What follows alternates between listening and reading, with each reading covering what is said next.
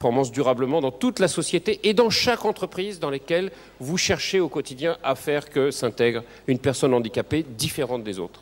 Pour aller dans le sens de ce que dit à l'instant, je trouve que ça résume très bien, y compris ce qu'on a entendu dans les questions qui vous étaient posées ou les commentaires qui étaient faits par la salle à l'instant.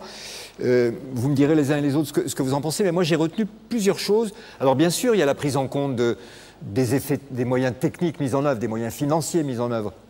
Mais ce que j'ai entendu surtout, moi, c'est l'enjeu de la solidarité, faire en sorte qu'on ne laisse pas décrocher ceux qui travaillent comme tous les autres, mais qui sont à un tel niveau de travailleurs pauvres que c'est pas tenable. Donc ceux-là, leur tendre la main, les accompagner. L'enjeu de la formation, qui est revenu plusieurs fois avec importance, et vous avez vous-même insisté là-dessus, bien entendu. Solidarité, formation, et enfin, mais ça, alors là, avec vous, on a magnifiquement commencé tout à l'heure, prise en compte de la réalité, quoi. Dire les choses, être un peu churchillien, dire les choses pour ce qu'elles sont. Est-ce que vous avez entendu ça aussi, Denis Clerc, dans les commentaires de la salle tout à l'heure ?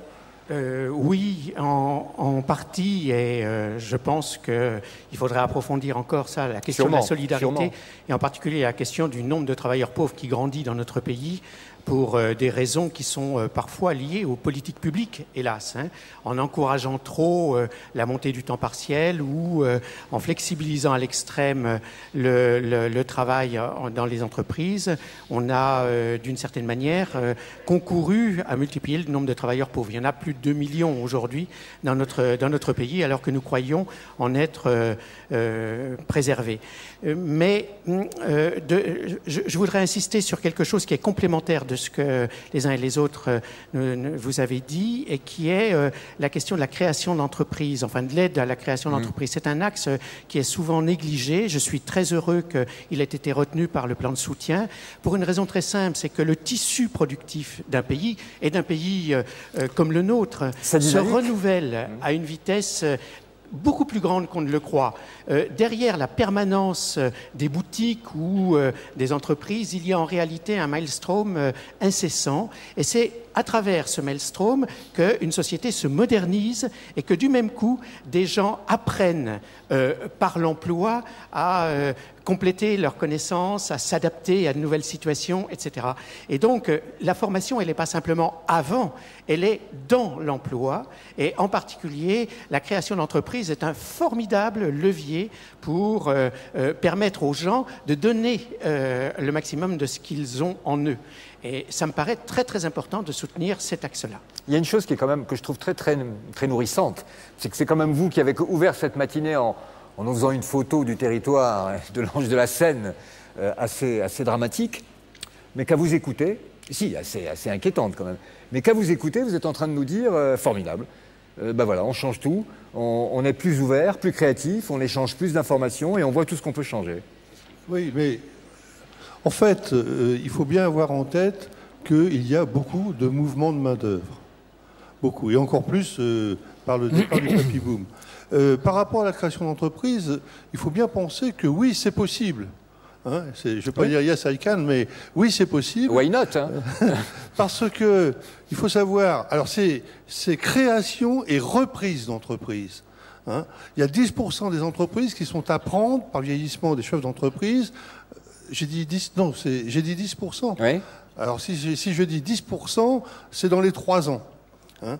Donc, c'est possible. Un tiers des reprises et créations d'entreprises sont le fait de chômeurs. Vous voyez, comme quoi c'est possible. Alors il faut les accompagner. Oui. J'ai bien compris dans le plan qu'il y avait, comment dire, un apport de la GFIP en la circonstance.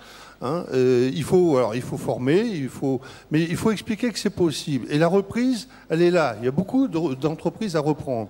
Et notamment d'ailleurs dans tous les bassins d'emploi de province. C'est pas Paris, là. C'est partout. Ça m'a frappé, j'ai trouvé que c'était bien d'ailleurs, cette façon que vous aviez, Monsieur Chantarot, d'interpeller en disant mais emparez-vous de la question, quoi. C'est le moment ou jamais. Hein?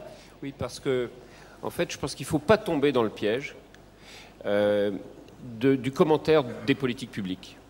On a une chance fantastique avec cet outil AGFIP, cet organisme qui est au service de l'insertion des personnes handicapées dans l'emploi. Et aujourd'hui, la GFIP va plus loin pour essayer d'aider, de faciliter encore plus. Et ça, c'est très bien. Et donc, on peut dire merci à toute cette gamme de décisions. Mais en même temps, il ne faut pas tomber dans le piège qui consisterait à dire « Ah, ben oui, mais il manque telle chose dans le plan, et puis je veux aussi, et puis... donc je peux rien faire. » Ah non. Attention, dans la société, qu'est-ce qui se passe? On l'a vu, un crack, des nouveaux services, des nouveaux métiers, des nouveaux produits, des nouveaux pays émergents. Ah, c'est pas la GFIP qui peut résoudre tous ces problèmes. C'est chacun de nous, au quotidien, sur le terrain, par nos initiatives, par nos énergies, par notre force, par notre implication. On a parlé de qualification. Bien sûr qu'il faut du savoir-faire, mais il faut s'impliquer pour essayer de faire mieux. Et si on n'essaie pas de faire mieux, eh ben on va faire moins bien. Bien. Messieurs, merci vraiment pour la qualité de vos réflexions et votre liberté de parole. Ça fait du bien.